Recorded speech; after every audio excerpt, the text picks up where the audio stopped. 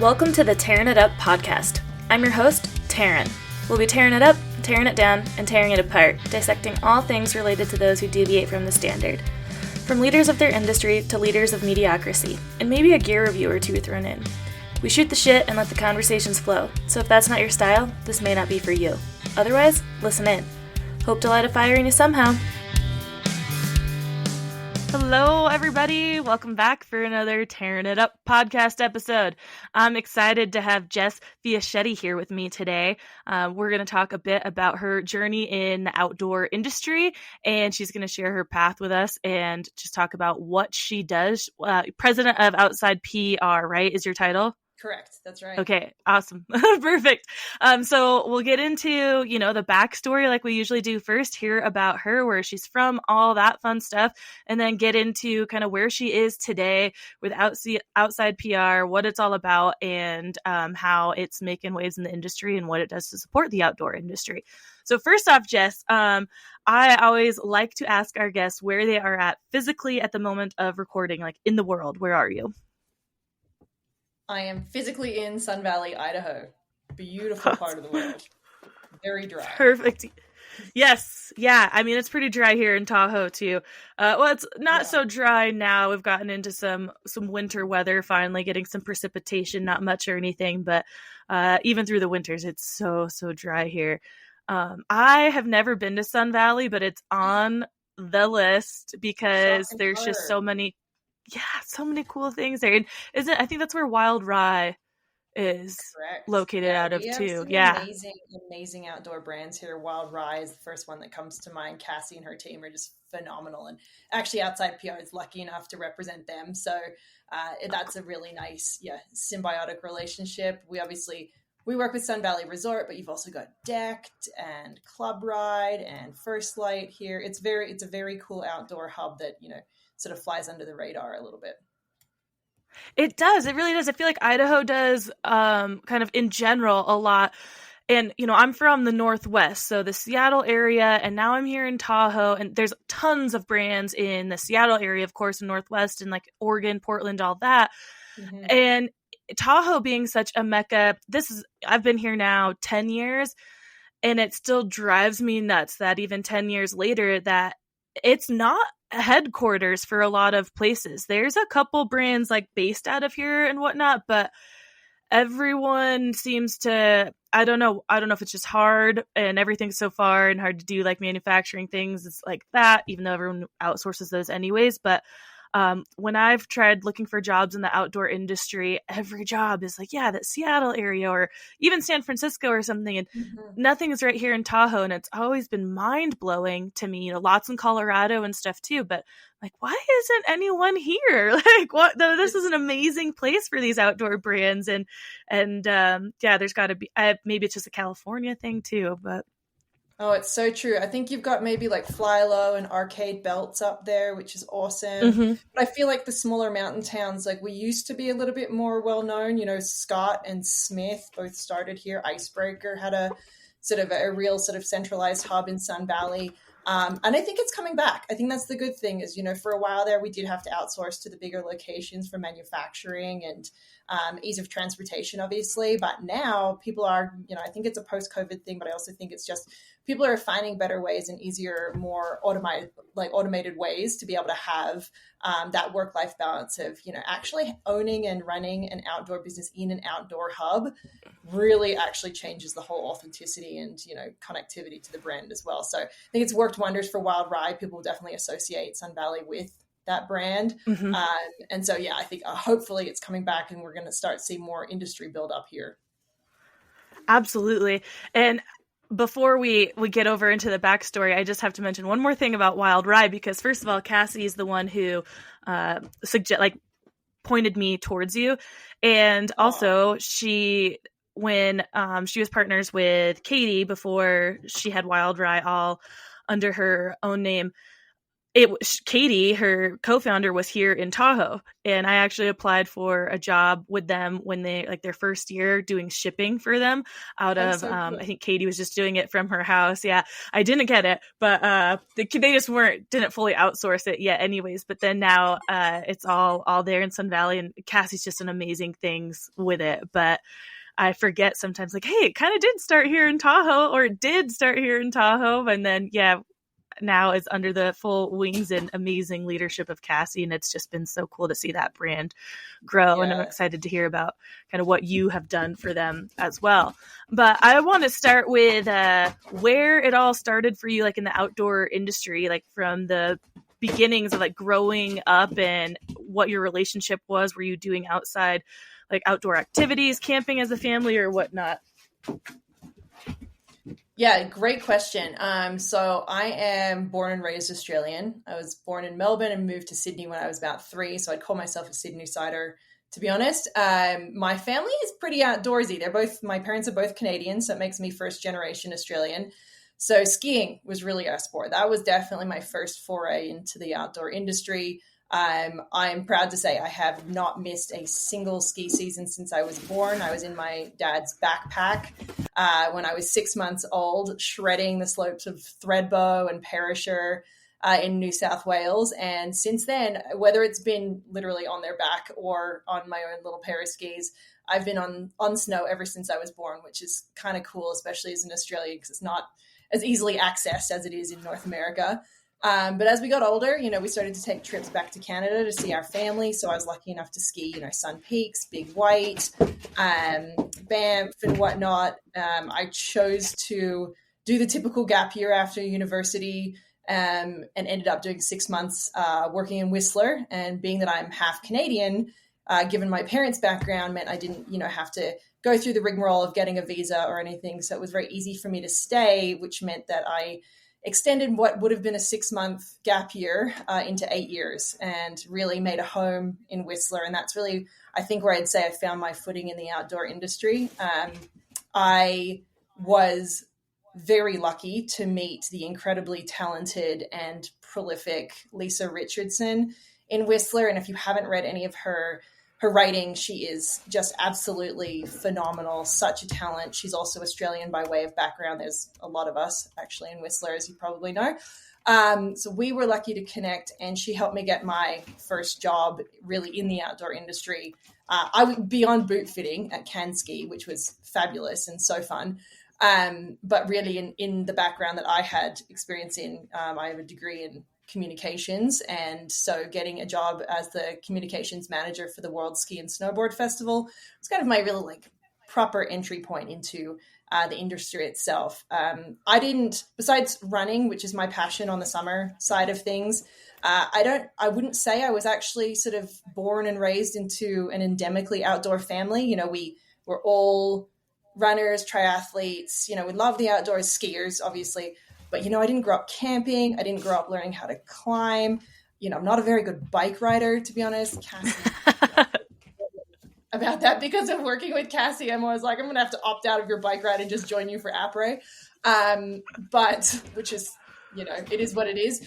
So bikes are not my thing. But I will say that, the ski side of things is really what introduced me into, this wonderful world of the outdoors. And I worked for just about 4 years for the World Ski and Snowboard Festival in Whistler before moving to the States.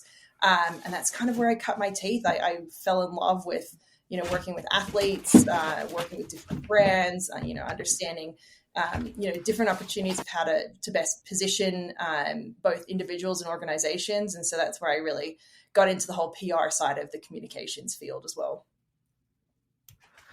Wow, I love all of that. Like that fact that you haven't missed a ski season since you were born. That is crazy. That's so cool.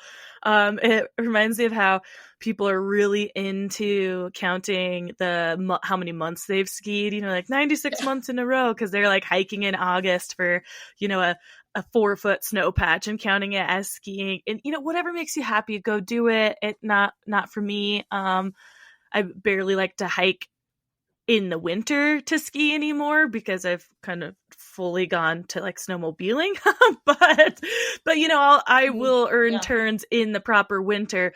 But yeah, no interest in hiking in like 80-degree weather for a patch of snow for my like consecutive monthly thing.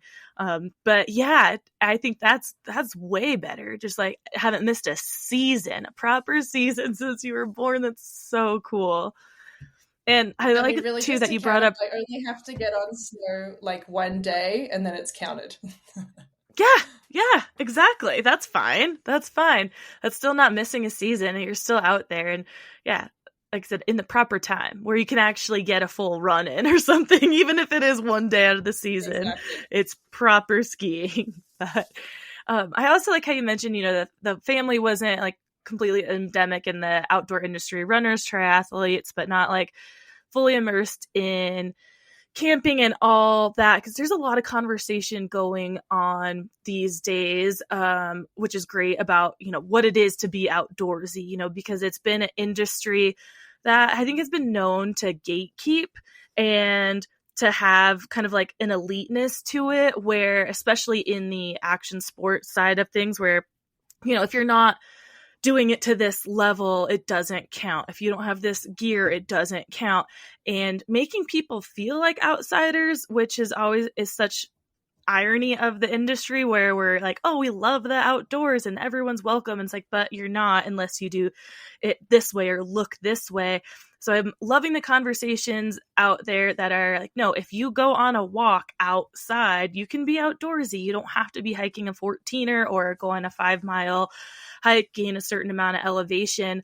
And I think that is welcoming a lot more people into it. And I have felt even like an outsider at times, where I'm like, okay, well, I wasn't like really born and raised. Yeah, we camped and fished and stuff when I was young, but I went through a long period of my life as me and my brother got older, and my parents were working and whatnot, that we weren't going out every weekend. And sometimes when we got to camp, it was because my dad was working out of town living in his camper, and we'd literally go stay with him for the weekend and be fishing or just outside with him for that weekend.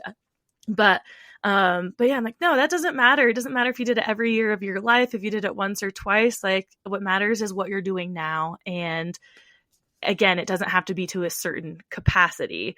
So it's just interesting how, like I said, in this area, there's still an idea of what counts as being Yeah. outdoorsy. Yeah.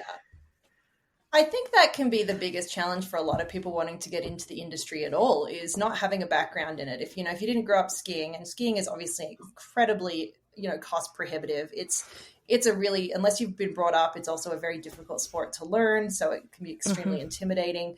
And then in a lot of other sports as well, without that sort of prior knowledge and support from, familial involvement, and, you're up against a lot more challenges. And I think it's a big part of what we do in PR, and especially at outside PR, is kind of helping to break down a lot of those barriers to entry.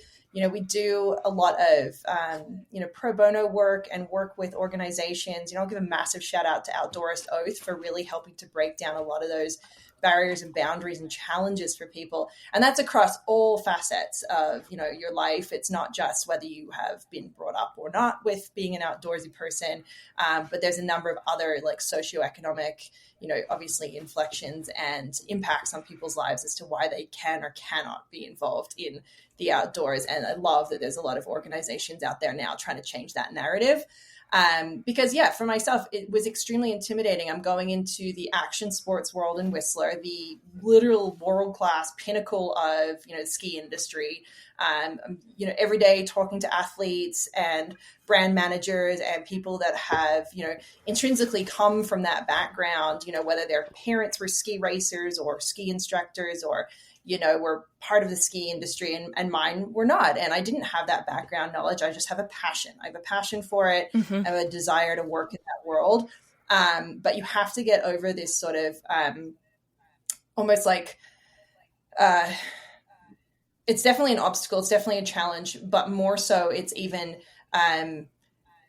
helping empower yourself and understand that you are worthy enough. You are valued enough to be in that space. And if you invest time and energy into educating yourself around what the industry means, then you can be welcomed into it, by the right people. So I think it's sticking with it and perseverance, self-education, and also making sure that you're continually networking and staying positive in an environment. Not everyone's going to be welcoming to you if you're not, you don't come from the right background or the right community to be part of this industry, that's for sure.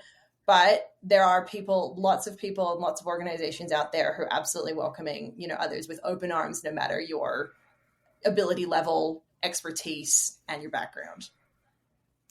Yeah, I think a lot more people in today's world are open to that in all different industries and things, because we're kind of realizing it's just the generation that we're at.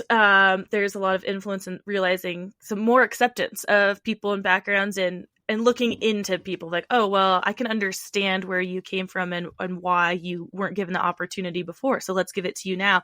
And this is said a lot too. And it's interesting. I feel like it's almost an overused term, but it's not overused because it's very, very true. But I feel like imposter syndrome, right, is what I'm getting to. And it still just very much exists. We talk about it a lot. We talk about it a lot on the podcast. And I do think that even though it's been more of a common term that we've been using a lot lately, like, it's because it still is so very common.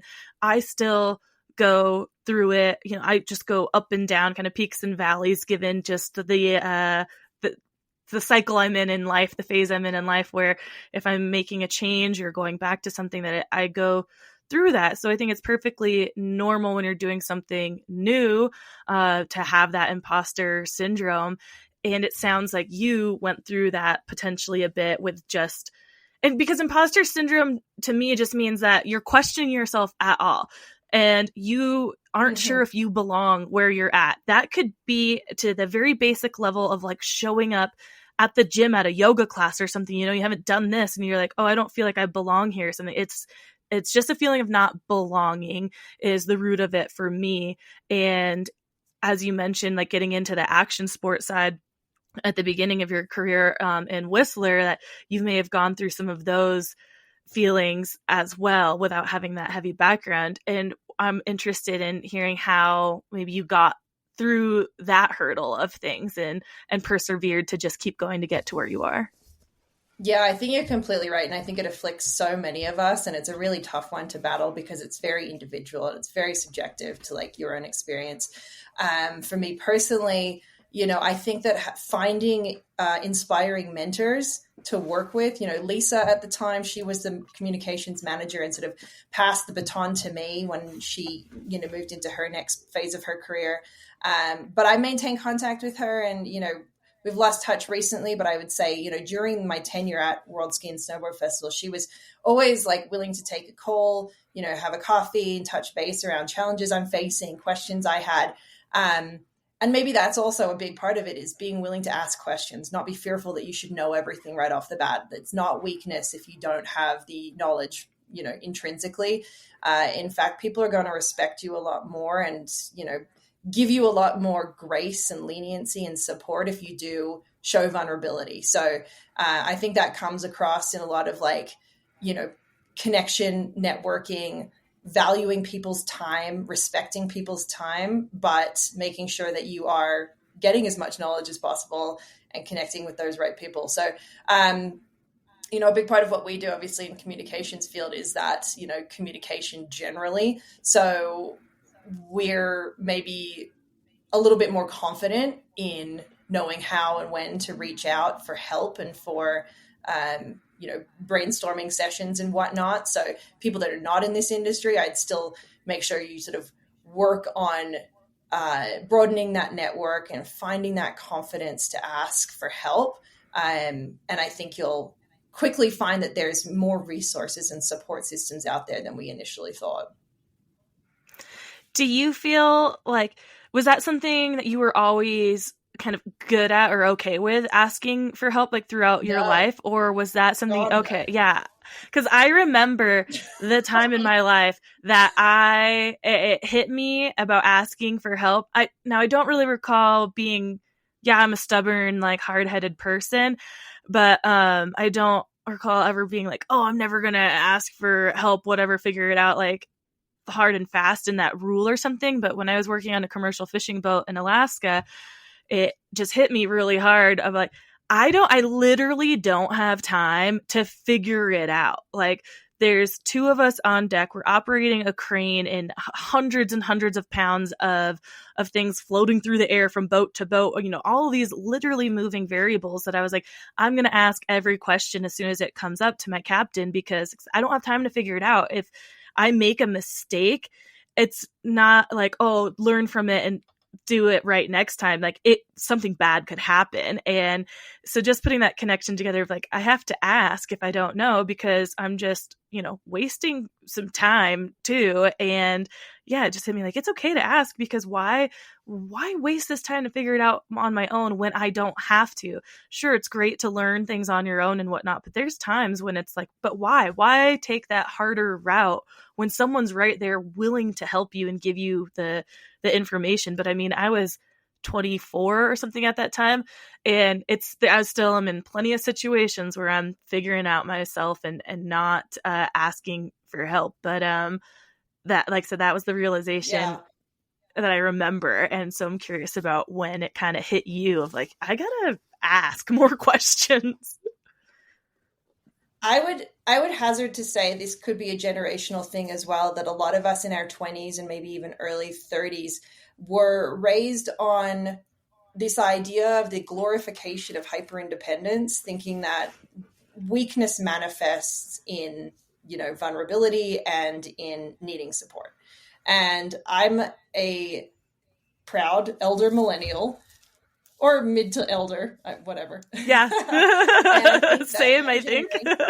Our generation is, I think our generation especially was just raised with this idea of that you have to be super independent. I left Australia when I was 20 and basically didn't come back, traveled around the world, ended up relocating, and I was proud of myself for doing that. And in many ways, I still am. But what I didn't realize is I was trying to establish myself as an individual without recognizing the resource support system I had at home because of my upbringing. And my parents are fantastic. Should they listen to this, I love my mom and dad endlessly and very, very lucky to have them. But I think the way that our generation was raised was that exact sort of style. And unfortunately, that ended up in our career where we felt very hesitant to ask for help, figure out how to work more collaboratively as a team. My business partner, Gordon, will say the hardest thing that he noticed me go through was learning how to delegate. So even like having that control issue, which is connected to that hyper independence. As I aged into my career, I think I've gotten a lot better, but it's a challenge every day, honestly. And it's not something that's going to be easy for a lot of people. But it is something I would say that is kind of critical to, furthering your education and your career and your personal development, is learning how to ask for help. And there's absolutely a balance with it. It's not about just giving up and, passing along all of your woes and your needs to somebody else. You do need to still be independent in many ways, but you shouldn't be so fearful of looking weak and vulnerable that you suffer through growths and challenges by yourself and you silo yourself eventually. So I couldn't even pinpoint a time for you. It's got to be in my mid-30s, quite honestly, when I really felt like, okay, I feel confident asking for help. When I say that I talked to Lisa, I was, in my mid-20s then, and I asked for help. It was very, very like surface level and sort of what I was asking her. But she gave me enough confidence that I could continue learning into my role and finding, my footing in the industry.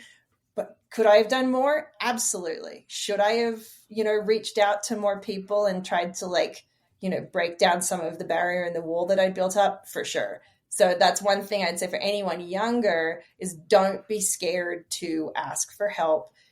You're not going to learn how to do all of it overnight anyway. It's going to take time, and it is absolutely a personal development journey that you're going to be on for, accepting vulnerability and accepting other people's support into your life. But do look at hyper-independence as an over-glorified term, because it's not something that we should find ourselves on this island by ourselves because we're so strong. We think we're so strong. We actually do need a community around us. Absolutely. I 100% agree, because it's still something that I fight every day. Like I said, with my story in my, like when I was 24 and this happened, that was my first realization of like, why am I not asking for help? I should be, but it's still a battle to like ask for help. I still find myself in situations all the time where I'm doing it. And like you said, because of just the timing that we were raised, I mean, in the 90s, I feel like in even your PE gym classes, like no pain, no gain. Like that's what we were fed until literally a few years ago, when things start changing even in the fitness industry, and actual scientific reports are coming out, especially for women, that like you cannot just be at high intensity every day. There's the thing of cortisol levels, our hormone levels. Like you can't be pushing yourself all the time, because no pain, no gain. Like no, you will be injured and just hurt, and you cannot go on. And I think that statement, obviously you can dissect it and realize like, oh, no pain, no gain. Like, yeah, my muscles will be sore. That means they're breaking down and building up to be stronger. So there's some pain for the gain, but it's been taken way out of context. And I think the millennials have lived their life by that, of like, I have to suffer to get to the top. Also, when you look through Instagram reels or TikToks or all this, and I follow a couple like people who do just jokes on the generations in the working class and stuff, and millennials are always like the burnt out ones. Like, this is where burnout has definitely come to talk about, or high in conversation, is the millennial generation, because this is what we were taught: hyper independence, just like put your head down, grind, suffer, get it done. You're going to work these 40 plus hour weeks to get to, 60, 65, whatever, and be able to retire. And today you get to celebrate. And it's like, wait, no. I want to enjoy my life while I'm actually living it.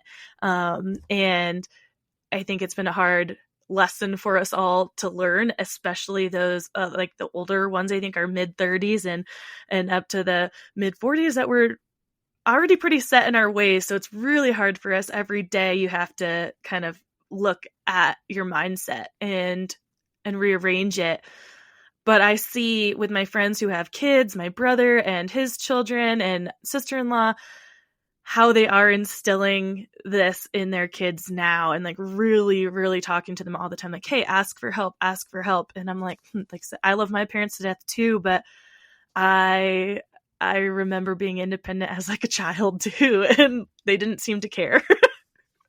They're like, yeah, like figure it out, instead of like, no, ask me to do it for you until you can do it right, kind of thing. But teach you how to do it right, rather. But yeah, such interesting point of life to be at, where we are seeing these things, having these realizations, and trying to kind of change this learned behavior, which is very hard to do. But the best I think we can do is help the younger generation, and whether that's giving them advice and helping show them kind of the ropes, or just being a support system kind of for them, as like we've gone through this. Because I feel like the generations above us were more like, hey, I did it the hard way, so you have to as well. And it's like, well, not really. I did it the hard way. Yeah, we could almost turn this into like a family parenting and generational trauma kind of podcast. Absolutely. I think you're spot on, because it all manifests in our career as well. Like the decisions that we make, how we show up at work, how we show up for our colleagues, or our team. And it's something we need to work on every day. And I think everyone obviously has a different learned experience. I think the one thing that I noticed too, and given I did leave Australia before I entered the workforce there, but the culture here, the hustle culture here, is like nothing I've ever seen anywhere else. Australia, yeah, we work hard and play hard, but the mentality here to go straight from school into uni and then directly into a full-time high-pressure job and make as much money as you can as quickly as possible is incredible to me. I spent Oh gosh, the first 4 years, well, outside of my gap year, which I would recommend everyone do that. Go see the world. Like just done, 12 years of school, 3 to 5 years of uni. Like, holy crap, you deserve a break. Go travel the world, backpack for 6 months, wherever you need to. So I did that. Many Australians do that either before or after university. And that changed my whole perspective on life. And I did not feel the need to get into a high pressure job right away and to really fulfill the dreams of maybe your parents or, the pressure that's put on you. And I'll credit my parents for not putting pressure on me to get into, my degree-based job immediately. They gave me that sort of time and the luxury to go and sort of explore the world and then to find myself in a new community for a little bit. So I worked, as a wine director at a restaurant for a few years. I was a boot fitter at Kenski and, worked in the ski industry that way. And I had a blast doing some more peripheral jobs. And anyone also that really wants to do well in their career, God, enter the service industry first. It gives Yes. you that service mindset, that, personnel first mindset is so important, especially in the communications field. So literally just like very biased, but anyone looking at marketing, comms, PR, do a couple of years waitressing or, working in that service world. And it'll actually really help you when you can think about, use your empathy, use your, your people skills in that capacity and learn sort of all of those, the parts that are critical to that. You'll find that there's an absolute, red thread over to, marketing, PR. And then I think doing those jobs made me really excited to get into the workforce and really enter into what became my next career move. But I never felt burnt out. I never felt like I'd pushed myself to the brink at 25 and like, what the hell was I going to do with the rest of my life? And quite honestly, I'm seeing that with a lot of people here in the States. And it's a tough thing to watch because, life is short, but it's also really long. So don't try and do everything all at once. Don't take on all the pressure from society and your parents. I mean, I say don't. That's obviously easier said than done. What I mean is, absolutely. I guess, is look critically at what's important to you, because in the end, you might be doing this for 40 years. You might, the industry is changing so quickly here. The economy is in flux. The employment base is absolutely wacky. So things will change quickly, but don't feel the pressure to try and achieve everything before you turn 30 or something. I remember 30 being like hanging over my head like it was some like big doomsday thing. And I wasn't even in the American workforce then. So can't only imagine how impactful and intense that must feel for people in America to be entering the workforce and feel like you have, all this pressure on you all at once. Is that the case? I think am I reading that wrong maybe? No, I think it is. And I think it's honestly, I don't even think it's before like 30. I feel like it's every 5 years. Like you're like 30. Okay, now 35. And now a lot of us in the audience, like our age ranges from like 25 to 45. So I think like in those ranges, every 5 years, you're like, oh no, at the next big number, especially women. So for me, that next big number is 40. And I mean, that's still a few years out, but like I'm in between that 5 year where like, okay, I just crossed the 35 and I'm like, oh no, like the next one's 40 and I only have 4 years to get all this other stuff done before I'm 40 because you have to hit this checkpoint before then. Like you got to get this checkpoint before 35, before 30, whatever it is. And I've obviously gone through life without hitting those like quote unquote check marks, but I feel like it's always like looming over us because of the society that we're in the US. And again, as women, for other like biological clock reasons, that we have this extra pressure on us. And it's hard to not think about it. And because of now you've set certain expectations on yourself too. Like, well, I imagined my life being like this before this age. And just, we say this all the time, like age and time are just constructs. Like it doesn't matter. It doesn't matter. Just kind of live your life and try not to worry about it. But, and that's why I think just having these conversations is important too, for others to to hear that, like, yeah, you're not the only one going through your mind, like in these crazy thoughts, like this is happening. It's normal to have these thoughts, but let's also normalize like getting rid of these stereotypes or these like kind of things we think we have to hit. And it's interesting, like you said, I love having your perspective of like not being born and raised in the US, and also making us realize here in the US that like, yeah, it's us. It is us who has this crazy, like messed up thought. Like the rest of the world has it figured out a little differently. So like, let's take a page from those books. And I'm curious actually now too, how you did get to Sun Valley from Canada. Like what brought you to the US? Well, it's a fun story. You know what? I'll just give you the honest version versus the glossy one. I'd been in Canada, or I'd been in Whistler for 8 years, and like I said, it was meant to be a 6-month stint. Then I was going to move home and actually move into the journalism field back in Sydney. Fell in love with Whistler, and it was like it's a magnet to me. So I just gravitated. I didn't end up leaving. After 8 years, I really felt like I wanted to see more of the world and, see what else there was for offer and what else I could do. And at the same time, I had managed to meet the only American that worked in Whistler. I don't know if anyone's tried to work up there. It's notoriously difficult for Americans to get a visa for Canada. They look after the Commonwealth, no problem. You're British, you're Kiwi, you're Aussie, you're fine. But for some reason, the reciprocal rights between our two North American countries are not as conducive as you would imagine.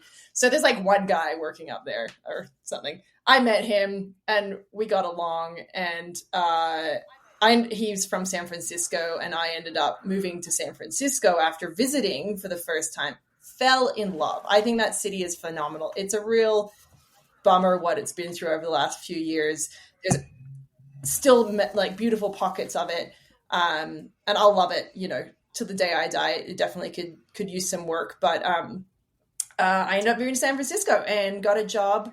Well, this is an interesting story. I reached out to Megan Michelson, who worked at ESPN at the time. She and I had become friends through our work at WSSF. She's the only person I knew in the States, really, and she lives in Tahoe, so she must be near you. Yeah. And she's like, you should talk to Gordon Wright at Outside PR. They're one of my favorite PR firms. So I like cold emailed him, and he offered me an interview. So between that and then another connection I had at an experiential marketing agency, I got job offers on the same day from both companies. I ended up going with the marketing agency, just given the size of the company. I was hoping to meet a lot of people and things like that. And then unfortunately, I'll say fortunately, they actually dissolved the marketing team of this agency within 8 months of me starting there. So I think about 30 of us were laid off. And wow, I turned right back around, sort of with my tail between my legs, and went back to Gordon and said, hey, is that offer still on the table? And it was, which is great. So he took me in with open arms, and actually at a higher position than one I was originally offered, which is great. That's another proof point for refusing offers, taking time away, and then coming back, or leaving a company after a good tenure there and then coming back later. You will likely get a promotion and a higher salary. I have been working with Gordon since 2014. That puts me at 10 years this year, and it's been an awesome ride. I was the first person to work remotely for the company. So just to sort of give some background, Outside PR was founded in 1995. Gordon basically left a pretty high pressure advertising agency based in New York, wanting to start his own endemic outdoors PR agency. So in 1995, he left and started Outside PR and kind of worked by himself for a few years until he got his first couple of employees. But it was a small company. I mean, when I started there was maybe 4 or 5 of us. Like we were pretty boutique, and he had been, working either by himself or with 1 or 2 people for the first, 20 years of that. And so when I started with them, small company, which I love. I'd come from a really boutique company that ran the World Ski and Snowboard Festival as well from Whistler. So I like that intimacy. I like that connection. more so than I liked being a cog in the wheel at the other agency. Mm-hmm. And I ended up, I guess it was 2015, we got a call from Red Bull Pacific Northwest, or the Western Business Unit as they were at the time, needing help in the endemic space. So as we all know, Red Bull is incredibly proficient in action sports. They are a marketing powerhouse. They can do no wrong when it comes to a lot of different categories. But then there's also subcategories in the endemic outdoors space, you know, climbing, trail running, ski, snowboard, surf, that they can always do with a little bit more help and support in. And, you know, we came highly recommended, especially in this specific region out of the hub of San Francisco, to assist them. So we signed Red Bull Western Business Unit in 2015, and I flew down to LA to meet with their team and get onboarded, and just so happened to meet my future husband while I was down there. So we connected. He worked for Red Bull at the time. No, we were not direct reports, so there was no conflict there. But I ended up moving down to LA a couple of years later and was the first employee to work remotely. And what that did was set off this really nice wave of structure within our company, where before, you know, Gordon had been very hesitant to have anyone work remotely because that wasn't commonplace at the time. We're talking like 2015, 2016. Yeah. You know, that remote working culture was definitely not common here. So for him to give me that allowance and that grace to do that and not have to, you know, make a decision between my relationship and my work, just shows sort of what a progressive and sort of empathetic, you know, leader and manager he is. So made that move to LA, stayed there for a few years. We decided, you know, when my now husband decided to leave Red Bull, and we moved back up to San Francisco, and we're lucky enough to find a spot in Sausalito, which if you haven't been to, I'm sure you have, Tarin, but if anyone hasn't been to Sausalito, it's just north of the Golden Gate Bridge, and it's absolutely stunning. It's like the perfect combination of, you know, the headland trails, the bay, and then oceanside. So it's kind of for any outdoors person, it's absolutely sublime. We lived in Sausalito for a few years. And then when COVID hit, my husband is from Sun Valley originally. And we'd been thinking about making a move out here at some point, but we felt like Sun Valley is more of like you're getting close to retirement. This seems like like we'll move there eventually. We have a family and this stuff. And then COVID hit and we're like, well, that's about time then. The market started climbing. We're like very much priced out of Marin.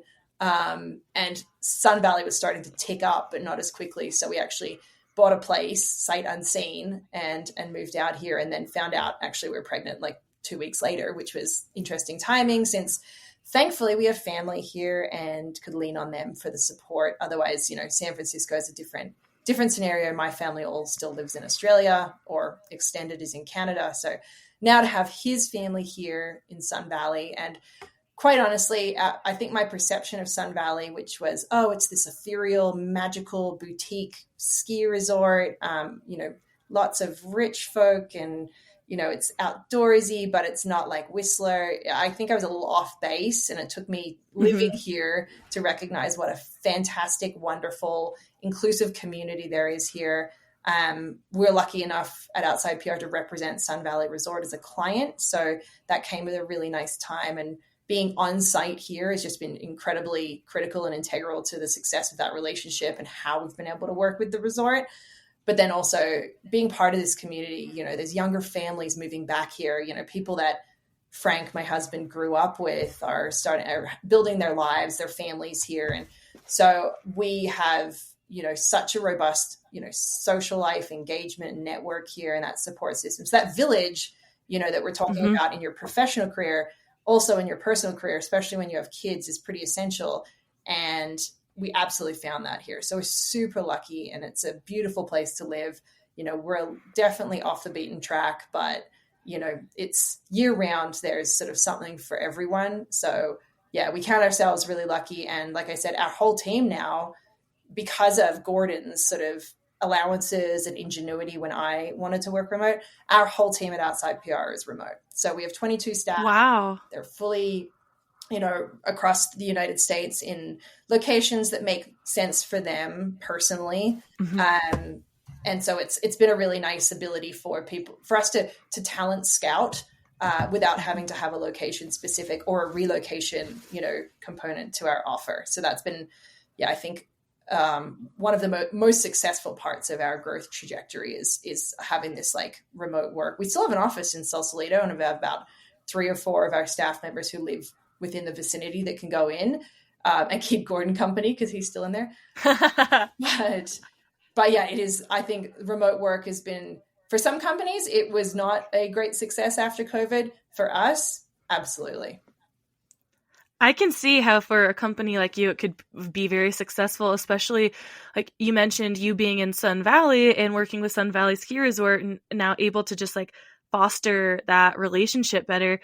As a PR company representing brands that are based all over the country, now you have the opportunity to have people in these different bases, or at least close enough, because I think it's been really cool to see all the remote opportunities grow and pop up in the last few years. But like you said, a lot of people have found it doesn't work for their business. Mm-hmm. But also it just doesn't work for everybody. It depends on how you personally work, because the human connection and relationships and building it that way are super important as well, that in-person connection.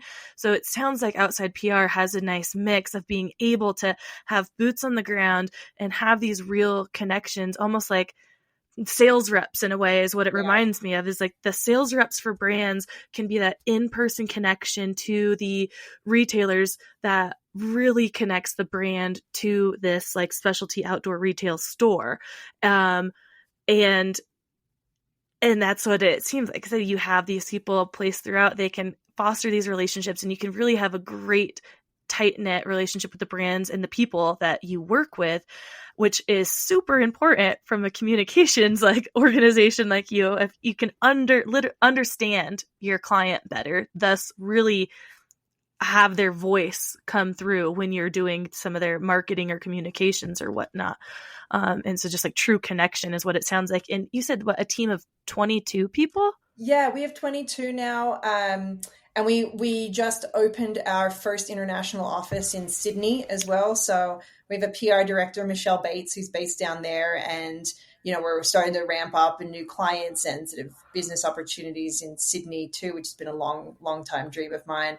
And then, 22 staff here in the States, including our affiliate director, Tori, who's amazing, and just joined us a few months ago. So we've got capabilities outside of traditional PR, in the affiliate space too, which is fantastic. But yeah, a lot of our brands, there's Outside Inc., let's take, for instance, which is unrelated to Outside PR, but Robin Thurston and his team, they have their hub in Denver.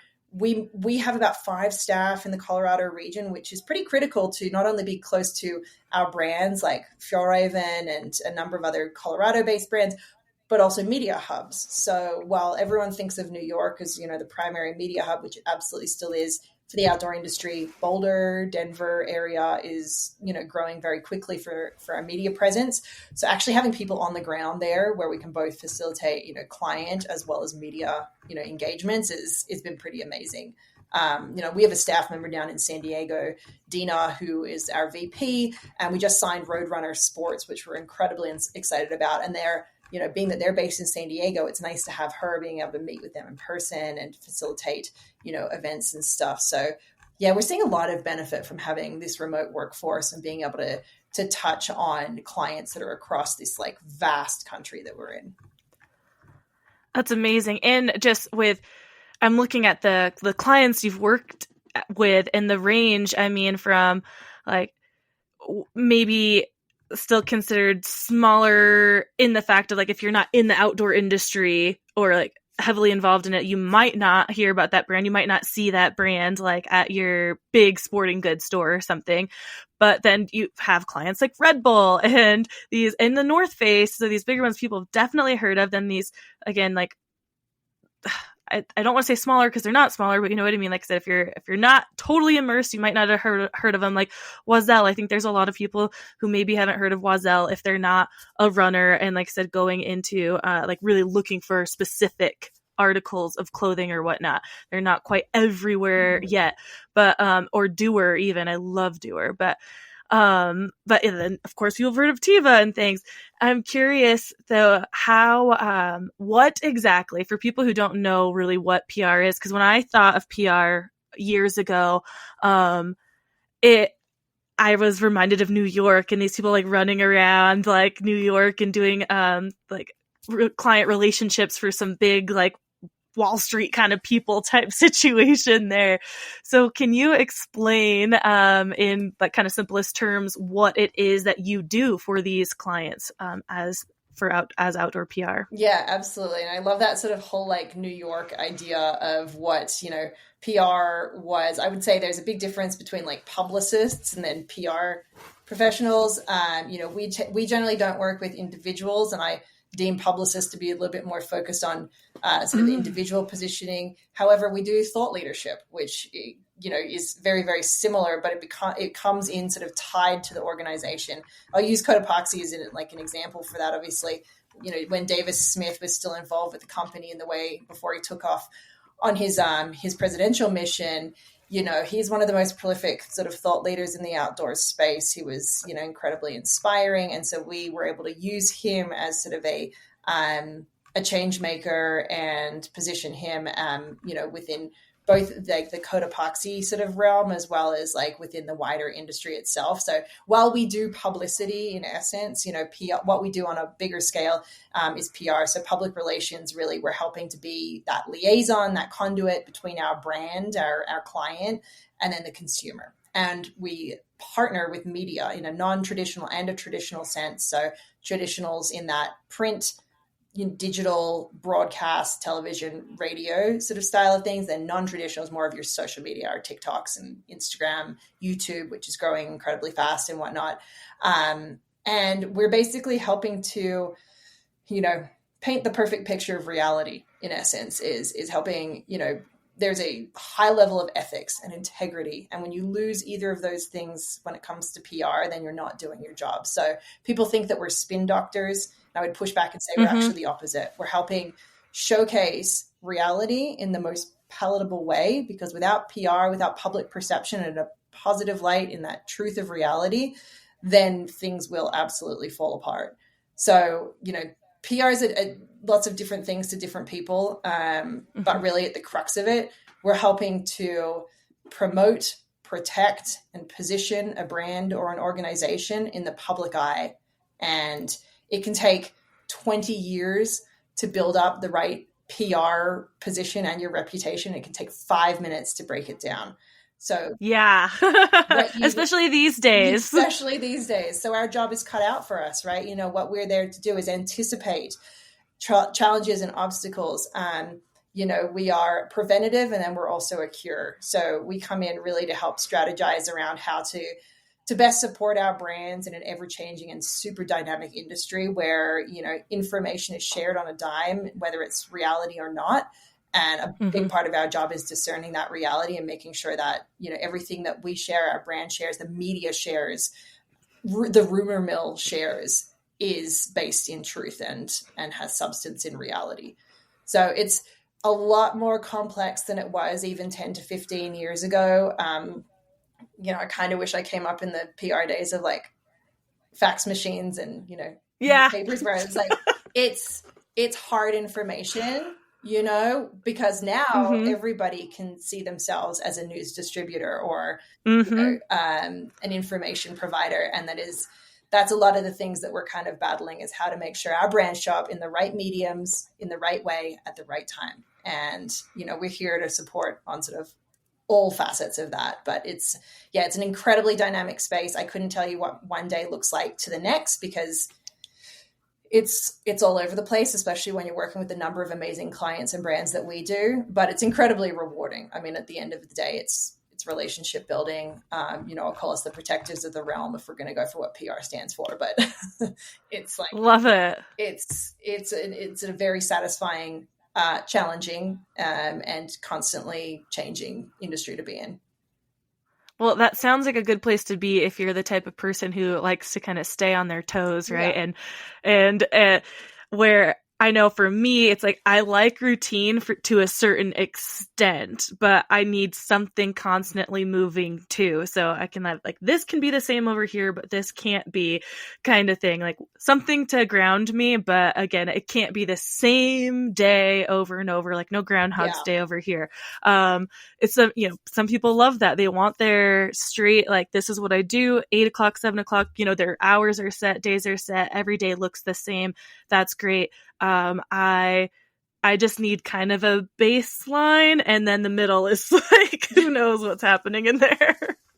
That's totally fair. Yeah, I think there's less of a baseline with PR. We're always on. We do crisis comms, we do media relations. So your weekends might be taken up with events or urgent calls, but at the end of the day, what we're doing is really helping sort of, especially in the outdoors industry, is really helping these brands connect with the right consumers and the audience. And that's what we hope in the end goal is improving access and connection to the outdoors industry and the outdoors generally. So I feel very privileged to work in the outdoors space in PR, because what our brands are doing is life-changing for a lot of people. And so I could do PR in any industry, but would I enjoy it as much as the outdoor space? Absolutely not. Well, and what I love about the outdoor industry too is, yeah, there's a lot of work to do with every space, but the values, a lot of brands do have the same type of values that the people using their products have, and that's caring about the outdoor spaces at the basic level, and kind of showing up through their products and what they're doing outside of that. If they are nonprofits, like Cotopaxi's a 501b or what is it? They're a nonprofit, right? Mm-hmm. Benefit corporation. Yeah, a B Corp. Yeah, that's it. And so by doing those things and showing up, and I mean, the apparel industry in general is nowhere near that fashion and whatnot. So it's like the outdoor industry and those brands are really making moves to do that. But again, majority of the people aren't in this area. So these brands have to come to people like you to get to these audience, to show people out there who are not just directly involved in the industry of like what their brands are actually doing to help out. They're not just a Shane or whatever those like Amazon Temu brands are and stuff. Mm-hmm. Like we need to educate the people of this world about how things are made and figure out how we can make it accessible so that a majority of the people out there can purchase this way and consume this way. Like there's just such broader, bigger messages deep within these brands that need to be heard, and these brands need PR. Like this reminds me of the beginning or earlier in our conversation of like learning how to ask for help.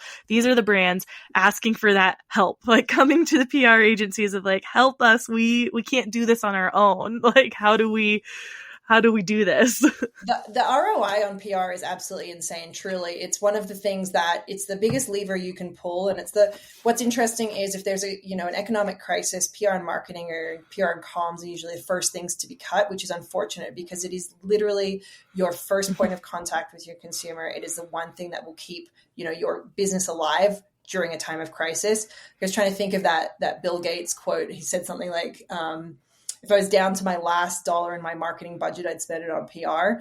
That's how important it is, that it's like very ingrained in how the public perceives your company mm-hmm. and how you can, address like the top of funnel and sell through. So we certainly see the value because, we are entrenched in it. And a lot of our job is also helping educate and inform some of our clients or other organizations on how and what PR can do for you. It's obviously a lot harder to quantify than something like, mm-hmm. say, data-driven like affiliate. However, what you're not seeing there is that brand awareness, that trust, that authenticity that public relations brings to a brand that will ensure your repeat customers and attract new ones mm-hmm. versus just your sales conversions. So, of course, we can sling gear all day and get amazing product coverage, and that's a big part of what we do, and we absolutely love that. But also what we do is help position our brands within the right audience sphere and make sure that, we're transcending just product purchase and, just that sort of like sales funnel.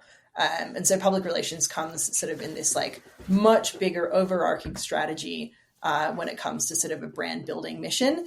And, that's why I think we've been lucky to work, as you know, with Code Epoxy since day one. And they've seen that kind of, continued success and growth, by empowering our PR team and by prioritizing PR, comms, and marketing alongside, their more data-driven performance marketing.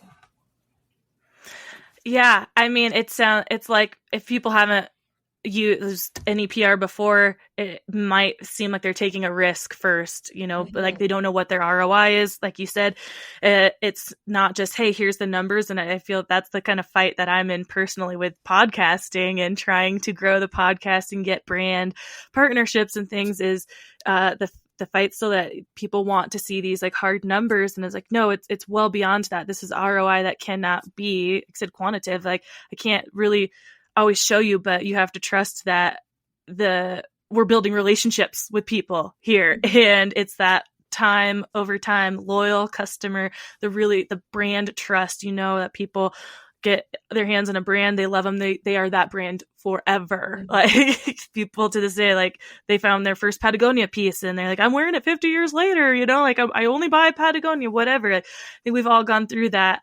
And yeah, that's what communications and relationship building, I think, is something that's overlooked a lot, and it should be focused more in the education like system. And I don't know, maybe schools these days, like in high school and stuff, have communication classes. I never did, and I'm sure there's just depends on where you're at. But I think it's so important in this day and age, especially where we're at with social media and stuff. Is like we need to really focus more on communications and kind of teaching that and remembering that that's where all of us can benefit from, like we've said, in our personal or business career life, is relationship building, communications. Let's communicate people in the right way.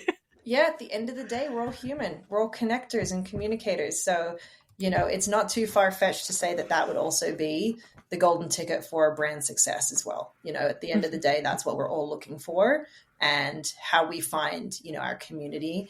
And so, what we do, I think, is incredibly valuable in terms of, making sure that, we are primary when people are thinking about where they want to invest their dollars and time and energy. I love it.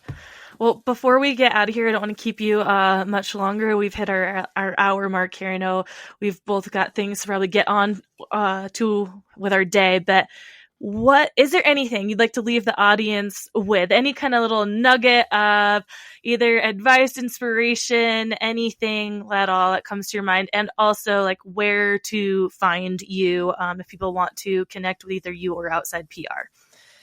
I guess my last little nugget, just from what I was talking about before, is do not be afraid to ask for help. I think like personally and professionally, and we can all talk about our careers sort of all day, but forget that at the end of the day, they're kind of one and the same. We're just one person doing two quite different things, but what they both at the crux of it need is community and support. And I think both professionally and personally, do not be afraid to ask for help. Find that person, those people that you trust, that you can get, you can cry on a shoulder, you can ask the tough questions, because once you start breaking down those barriers, then I think magic happens.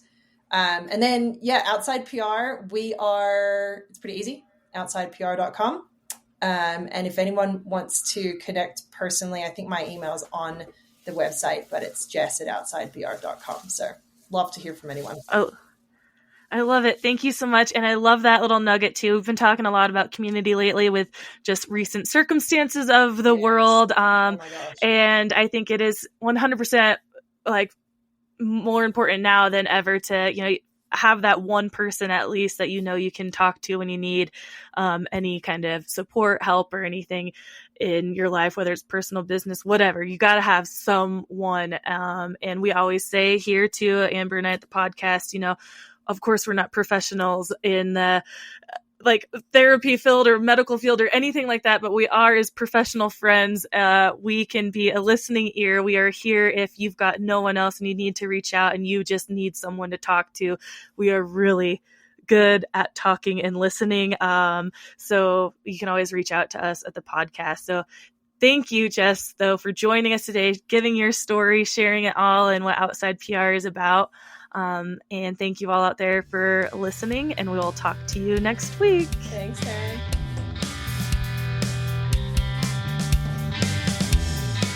We hope you enjoyed this episode and would do us a huge favor, since we don't have any sponsors or anything like that, and would rate and review us on whatever platform it is you use, Spotify, Apple, Stitcher, whatever it is. And if you're listening and downloading just through the website, tarinituppodcast.com, leave comments. We'll definitely engage back with you. And on social media right now, we're just on Instagram. Tarin It Up Podcast is the handle. Like the post, share the post, comment on the post, whatever it is you got. Show us your love so we just stay relevant and show up in the rankings at all. So again, rate and review, please. And we'll see you next time. Thanks.